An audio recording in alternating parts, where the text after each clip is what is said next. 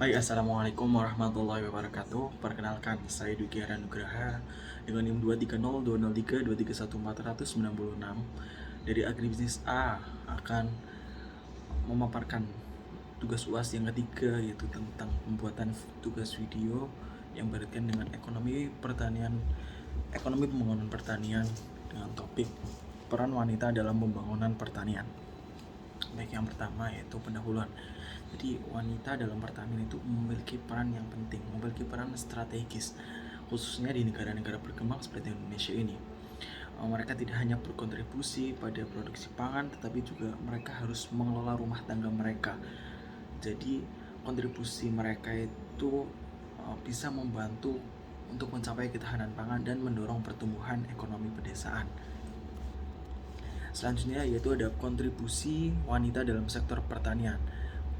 Yang pertama yaitu ada produksi pangan. Jadi wanita merupakan tulang punggung dalam sektor pertanian. Wanita juga harus di pedesaan, maksudnya di pedesaan itu wanita mengelola lahan dan sebagainya sampai nanti pengolahan hasil di pasca panen. Selanjutnya yaitu ada pengelolaan rumah tangga yang saya sebutkan di pendahuluan tadi. Wanita tidak hanya mengelola lahannya, tetapi wanita juga harus bisa mengelola rumah tangga mereka. Mereka berperan dalam mengolah hasil panen juga menjadi makanan yang siap untuk keluarga dan sehingga bisa memastikan keluarga tersebut gizinya terpenuhi. Kemudian wanita juga harus bisa mengelola uang, mengelola anggaran di rumah tangga dan memastikan bahwa sumber daya rumah tangga itu dimanfaatkan secara efisien seperti itu. Kemudian kontribusi yang ketiga yaitu ada pengelolaan sumber daya alam. Wanita di pedesaan itu bertanggung jawab dalam mengelola lahan pertanian. Jadi mereka menjaga lahan, mengolah lahan agar lahan tersebut tetap subur dan tidak terdegradasi seperti itu. Misalnya, mereka bisa menggunakan metode tradisional untuk menanam tanaman yang ramah lingkungan atau menggunakan pupuk organik untuk menjaga kesuburan tanah. Wanita juga cenderung lebih peduli terhadap praktik pertanian berkelanjutan. Mereka sering menerapkan strategi adaptasi terhadap perubahan iklim, seperti memilih varietas tanaman yang tahan terhadap cuaca ekstrim atau mengurangi penggunaan pestisida yang merusak lingkungan. Pastinya dalam mewujudkan suatu impian pasti ada tantangan-tantangan yang harus dihadapi. Tantangan yang dihadapi dalam peran wanita di pertanian ini yang pertama yaitu akses terhadap sumber daya.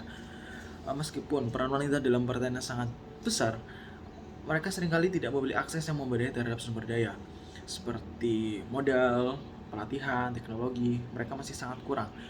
Dalam banyak budidaya, kepemilikan tanah juga masih didominasi oleh laki-laki, sehingga wanita kesulitan mendapatkan jaminan kredit untuk modal usaha. Selain itu, teknologi pertanian modern sekarang seringkali dirancang tanpa mempertimbangkan kebutuhan atau kemampuan wanita, sehingga mereka cenderung terpinggirkan dalam penggunaannya. Kurangnya akses ini mengurangi produktivitas mereka dalam membatasi potensi kontribusi mereka dalam pembangunan pertanian. Untuk tantangan yang kedua yaitu ada norma sosial dan budaya. Norma sosial dan budaya yang patriarki ya, itu seringkali membatasi peran wanita di ruang publik, termasuk dalam pengambilan keputusan terkait pertanian. Dalam beberapa masyarakat, wanita dianggap hanya bertanggung jawab atas rumah tangga, jadi mereka tidak harus bertanggung jawab dan terpinggirkan gitu tertanggung jawabnya untuk lahan pertanian. Mereka lebih sering di dapur, mereka sering mengurus anak dan belanja, masak dan sebagainya. Kemudian masalah selanjutnya yaitu beban ganda. Beban ganda merupakan tantangan yang terbesar di sini. Tantangannya yaitu mereka harus membagi waktu antara tenaga kerja, maksudnya antara tenaga di ladang maupun di rumah seperti itu.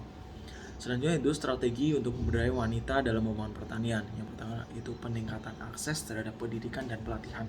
Tentunya dengan meningkatkan akses tersebut, para wanita bisa lebih optimal untuk mengembangkan rumah tangga maupun di pertanian. Kemudian kebijakan inklusif gender. Pemerintah perlu mengadopsi kebijakan yang mendukung kesetaraan gender ini dan dalam sektor pertanian. Karena apa? Karena dengan adanya kebijakan ini, wanita tidak tersingkirkan. Peran wanita juga harus ada di dalam sektor pertanian tersebut. Selanjutnya ada teknologi yang mendukung. Seperti yang disebutkan tadi, teknologi itu harus dirancang tidak hanya pada laki-laki, tapi wanita juga. Teknologi yang mudah, teknologi yang ringan itu harus bisa dijangkau oleh para wanita agar wanita tersebut bisa dan pandai mempraktikkan dari fasilitas tersebut atau teknologi tersebut. Jadi kesimpulan dari presentasi saya itu pemberdayaan wanita dalam sektor pertanian merupakan langkah penting untuk mencapai pembangunan pertanian. Dengan mengatasi tantangan-tantangan yang ada dan melakukan strategi yang tepat, wanita dapat berkontribusi secara maksimal dalam meningkatkan produktivitas pertanian dan kesejahteraan masyarakat pedesaan. Sekian dari saya. Wassalamualaikum warahmatullahi wabarakatuh.